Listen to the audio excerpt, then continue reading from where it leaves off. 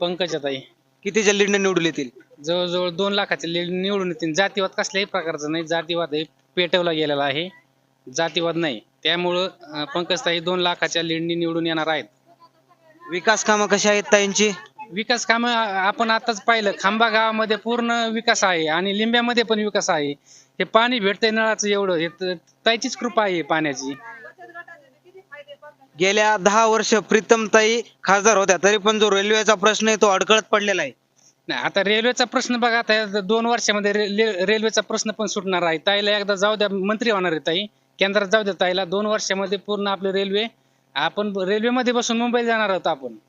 विरोधकाकडून असं सांगितलं जातं की प्रीतमताई संसदेत बसून फक्त असतात. काल बजरंग बाप्पाचं मोठं विधान आहे.